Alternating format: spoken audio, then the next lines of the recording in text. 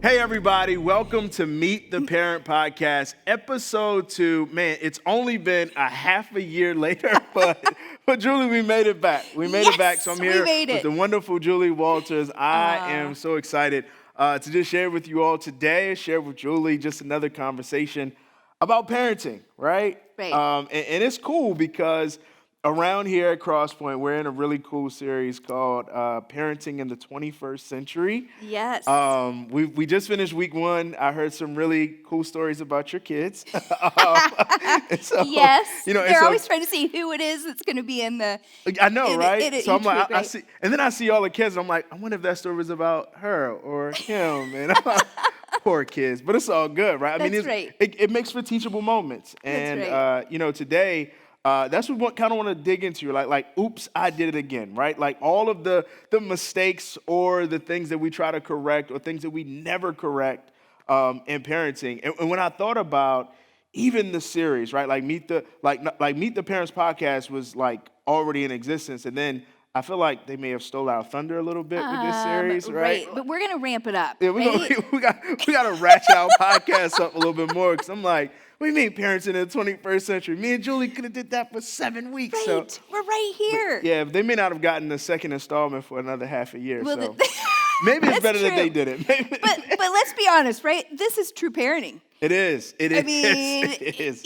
life happens, things happens. get crazy, and so Yeah. this is probably a good reflection. It is. I mean, and even without a pandemic, like all of my close friends, all of us had like infants at the same time. Oh, wow. And they already had like 2 or 3 kids, and we used to hang out, and now that's like non-existent. And so again, that's just a part of parenting, right? Like you have Right. schedules, and then those schedules they change, They do change. they shift. do. And so they're in this series, and if you haven't had a chance to catch up on this series, it's available on our YouTube channel. Make sure that you go ahead and subscribe to that channel, and make sure that you hit the bell to get those notifications when those new episodes and those new teachings are available. And in this series, like I was thinking about like parenting in the 21st century. But then I was like, well, what did we learn from parenting in the 20th century? Because like that's when I was parented by people who were in the 20th century, and so were you. Yeah. And so I don't know, what are your thoughts? Like what did you learn from like your parents, and what are the things that you saw them do? How did they impact like your parenting? That's a really great question. My parents were older when they had us. I was the youngest of, I'll call us the original 4. The original, okay, because we yeah. also Right, had foster brothers and sisters too. And so my parents were older, and they really, I feel like they were kind of up and coming for their age bracket. I think that they were in that bracket of like, that kids should be seen but not heard. Oh yeah. Oh, yeah. Like And so there was definitely a lot of that, like, very specific rules, and they were meant to be followed to the T. Yet I would also say that my parents did value what we had to say. I remember us being on a trip one time, and my dad's like, why isn't anybody listening to me? But it was because we all had opinions and we wanted to share them. And he was actually, though, willing to listen. Right. Like that was actually a reflection of that. Versus, man, if he really always followed that seen but not heard, right? He wouldn't have even needed to have said that. It's true. So it was interesting. Definitely a very structured home, a very rule-based home. But there was time for us to share our own opinions on things. How about you? Well, yeah, that's good. I mean, I feel like I had opportunity to give opinion, but it was like the opinions that I was able to give, I don't know if they were like asked for, right? Like, so it wasn't like space created for me to give the opinion. I was just giving opinion, and they would either listen to me or tell me to be quiet. And I was having a conversation a couple nights ago with like my mom, my aunt, and my cousin. And I grew up with them. I was really close with them, and they told me I was mouthy growing up, and I was like, wait, what? Me? Like, You? Not a preacher, of course not. I wasn't mouthy, but like mouthy in the sense that like I was like smart with my mouth, but I legitimately could not like recall being like smart, but I was a prankster. I will admit I was a complete prankster growing up. Like we would go shopping on weekends, me and my cousins, my aunt. It would be about 10 of us. We would probably caravan in like 2 cars, and we were like packed. We were jammed up in those cars. But we would go, and it would be a good time on a Saturday. So I would intentionally like find ways to like prank my cousins. Like I knew we would be tight and in close quarters, so like I would go and just like not put on deodorant that day. Stop it. And and get in the car and make sure I'm a little sweaty, and then sit in the middle and just open up my arms and just like put them on. No. They'd be like, "Oh my God." And they'd be complaining to my mom and complaining to I mean, like, so I remember doing that stuff, and I would like get hammered. I mean, even this other time, I mean, this is a little nasty, but it's the truth. I'm just being honest. I remember getting in the car, and we were leaving this place, and I told my mom, I'm like, Mom, I think I pooped on myself. Stop it. No, Yeah. I'm no. like, I think I pooped on myself. Now, I didn't, but I'm just like, I'm telling her this, and she's like, you're lying. Why would you do that? Mind you, I'm like 10 years old, right? Like, she's like, what are you talking about? You went to the bathroom by yourself. And I'm like, Mom, but it's squishy. Oh, and no. she's Oh. like, what? And then backs her car up into a pole. No. Like she backed her car into a pole. Oh, And, Mark. ironically, I mean, she had some words for me, but I didn't get punished. So I don't know. Like I don't know how much opinionated like my opinions were taken serious, but I did. I mean, I was a prankster. I was a jokester. So and I had fun with that. Oh, that's great. So, yeah. That opinion piece really that's a really thoughtful thing, even to think about. Because as you say that, I guess that probably is the truth, even in mine when my dad's like, why isn't anybody listening? Right? Right. Why isn't anyone listening? And, it's a challenge. And I think that, I think my household, it was very structured. I mean, it was similar to yours. I definitely think it was rule-based. The standards were set. I knew what the boundaries were. And, there were things that were a premium. There were non-negotiables, and then there were things that probably were negotiable, but again, not always given the complete space to do that. Yeah, I think that's probably true. And I think that's necessary. I mean, I think that's necessary. I mean, particularly in today's culture, and even back then, it probably was necessary too. Right. I mean, I feel like I keep growing as a parent, to be honest with you, because I feel like I kind of have relied initially on what I knew Yeah. from my own upbringing. Yeah. And so you either tend to push towards it because you want to do those same things, or push away from it, Yeah. right? Like to Yeah. try to not be that way. Right. And I didn't have like negative feelings from my childhood. Yeah. So I probably pushed closer towards it than I did away from it. But then I realized, man, something's not aligning here. Okay. To your point about opinions, like really seeing each of my kids as different.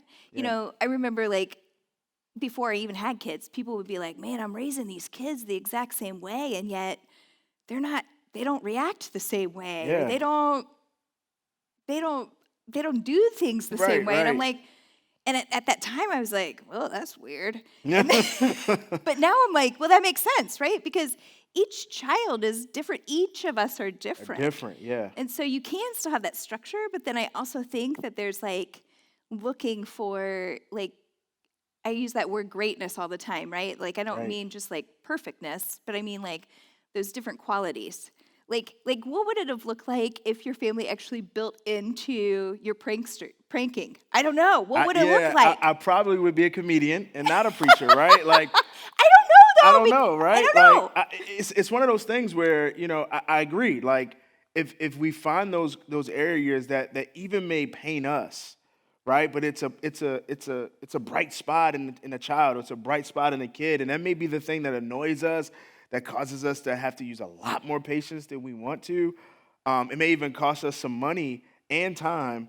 But if you really see that as a component of a person's personality that can be spoken into and encouraged, I think that that's actually an incredible thing that can happen. And I remember listening to this. It was like an interview with Dave Chappelle, and he was even talking about like how his dad, gave him an opportunity to really figure some things out, in the comedian realm. And I think that's important that, you give and you create some space for people to kind of figure that out, and to really do that. And I think you mentioned something else. You mentioned like components of parenting that, maybe you lean into, and then parts of it that you didn't. And when you said that, I immediately went to, because my parents, they got divorced, but so I had both. It was like a both and, right? There were Yeah. things that I didn't want to do, but then there were things that I did want to do. And I mean, even if there wasn't a divorce, I'm sure that there are people that felt like, there were things that I would do that my parents did. And there are things that I won't do. But I feel like we have the natural tendency to do what was done to us. Right. Whether Right? positive or negative, right? Because Exactly. it's what you know. It's just what you know. Right. Right. So how do you how did you push kind of beyond that, right? Like how to push beyond what you've experienced to offer a different experience to your children? Quite honestly, like it wasn't working. Mm. Right? So like I would even say one of the things about me growing up, even like in high school, I did all the things, Mark. And when I Wow. say all the things, I was in all the clubs. Wow. I was a cheerleader, not like the athletic cheerleader, like You like weren't the flipping one in that stood on the side. I'd be like, "Hey, everybody!" Oh, okay, kind okay, of like, like the had ones a that were in Greece, like those ones. Okay. yeah. Got you. Got you. But like I was in all the things. So this is like even like a small piece of it, but nonetheless, like initially I was like, oh, my kids, they should be in all the things too, right? Yeah, Like yeah, they yeah. should be involved in all these things because I enjoyed all the clubs that I was in. I went to all the proms and all the dances and all the things. Yeah. And my kids just aren't not all of them, but I mean, I realize not Right. each of them enjoy the same things. Not a single one of them are a cheerleader, and that's That's okay. okay. Right, right. But it is like stepping back, going, wait a minute, something felt like out of alignment. Right. It didn't feel I don't know that I was being the parent that I could be. Like you kind of have to start reflecting on like who are you Wow. as the parent, and then like what is your job as the parent, like it's not about like you in the end. It's really about us finding those gifts in our kids and Yeah. helping them grow, because I see that as our ultimate role as parents is helping them be the person that they were created to be, to shine a light in this world, right? And so like when you adjust that, and when you really think of it from that growth mindset of like, okay, so like if I look at it that way, all of a sudden it changed for me versus being about the rules, Yep. about I got to do it right. Right.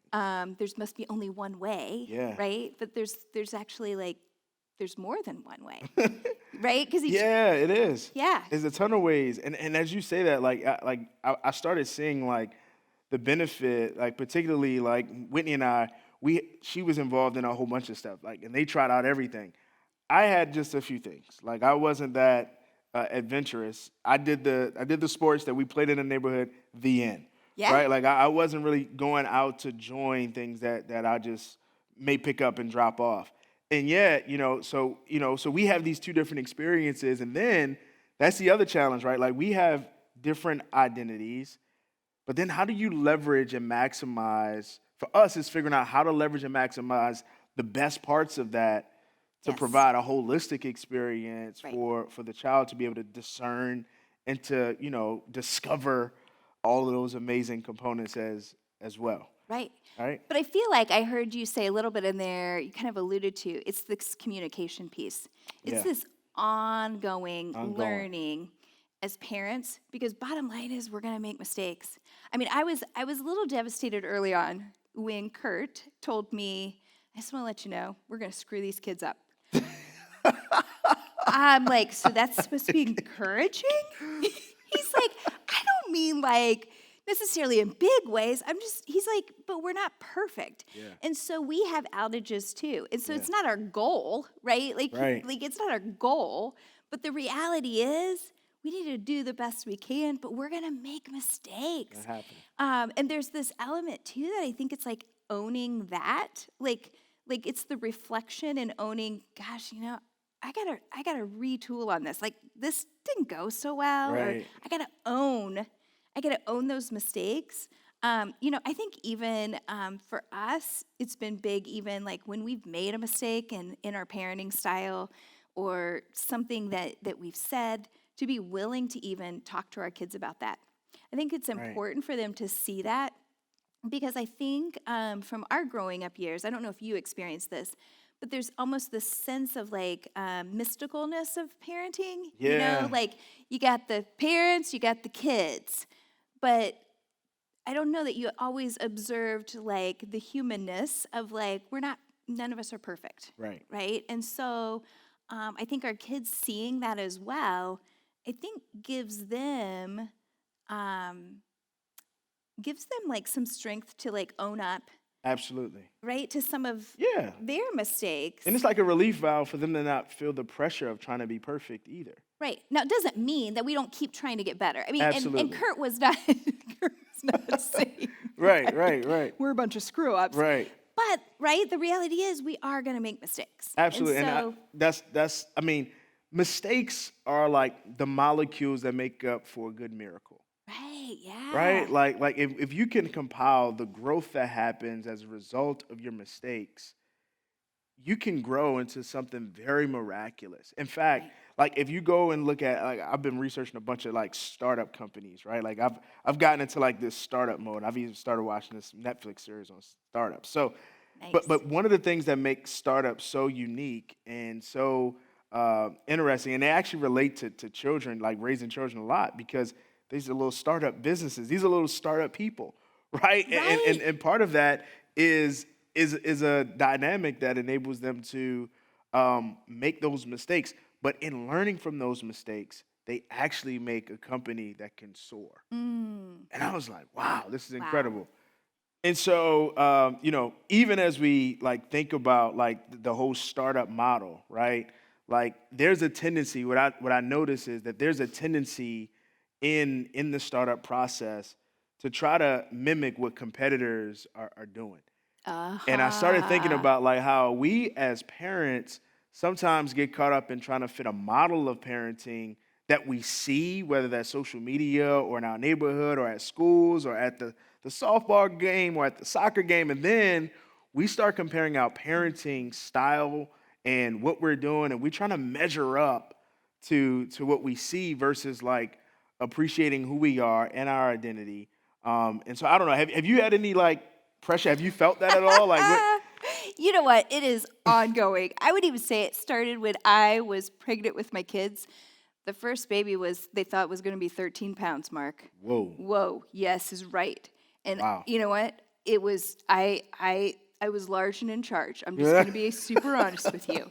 And so the second one, I was like, you know what? I'm going to look like the ladies in the magazines. Ah. I'm going to be that pregnant woman. Okay. Right? Yes. Yeah. Well, that got me on bed rest. Oh, wow. I was working out too much. I wasn't Wow. eating enough. I was dehydrated. That's a whole nother story, right? Right. But I would say think about, like really, this is the same context you're talking Absolutely, about, right?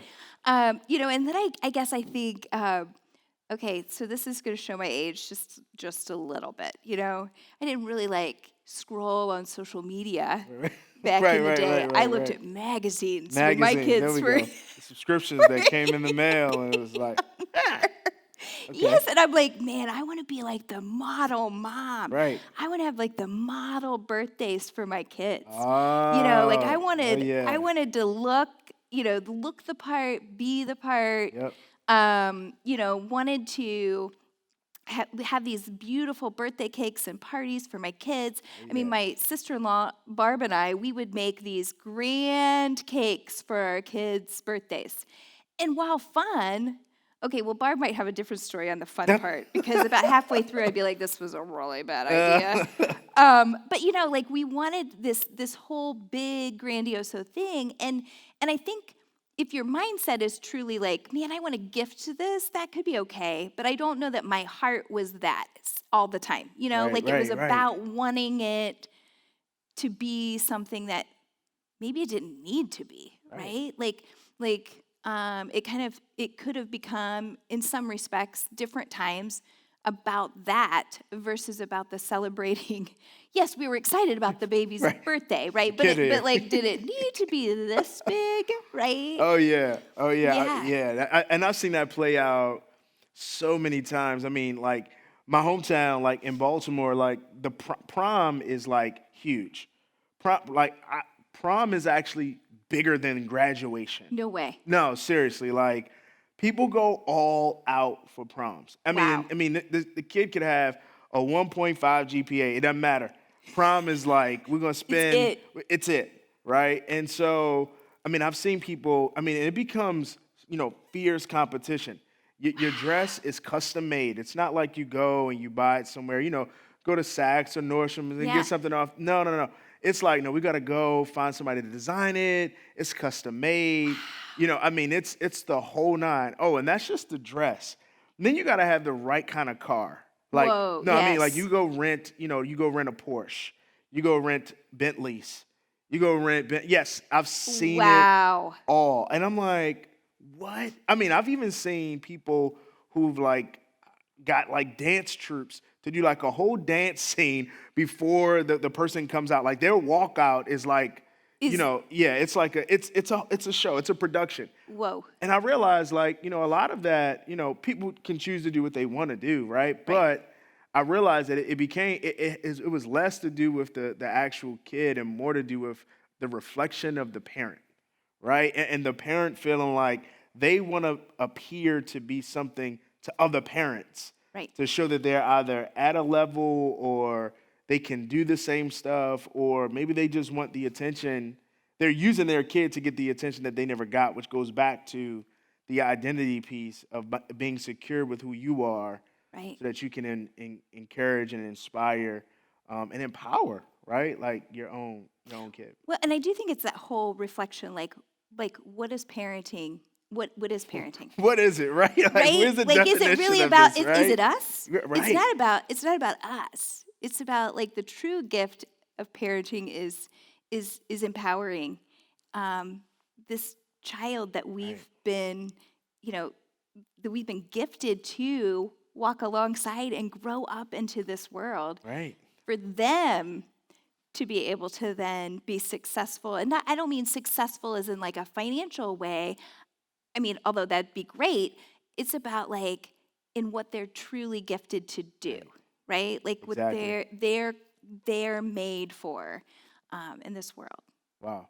No, that's powerful. Like being able to get them to be what they're made for in this world. Right. And I think that's the key. Like that's the key to mistakes. The mistakes are helping you fine tune what you're meant for. Right. And I think that's a powerful thing. Like if nothing else, I'm grateful for the mistakes. I'm sure I'm grateful for the mistakes that I've made, in my parenting, and it's only been a year and 2 months, right? And yet, I can already see that because of some of those mistakes, like my daughter is like, she doesn't have a lot of fear around pretty much anything right now. So Could be good, could be bad. could right? be good, could be bad, but a I'm little bit gonna of- roll with it. And so I'm Yeah. like, all right, we're gonna go with it, and we're gonna see what happens Yeah. next. So Absolutely. Yeah. Well, and I do think it's a work in progress. Each phase. wow, Learning. yeah, we got at least 4 of them, right? Well, Right. you got to come back to the rest of the series to catch That's the rest of right. that, right? We don't want to like spoil it. We're not going to spoil it. No. We're not going to spoil it. So, well, hey, Julie, thank you for this. Thank you. This is wonderful. Episode 2. Listen, again, thank you all for tuning in. Make sure that you check out our teaching as we go through parenting in the 21st century. It's an amazing series. There's going to be a lot of tools, a lot of practical steps for you all to take to just assist with the awesome privilege of parenting your amazing children. So thanks again. Thank you, Julie. Thank and you. we'll be back maybe in another 6 months or maybe next week. So Hopefully sooner. hopefully than sooner 6 than that, months, right? Take care.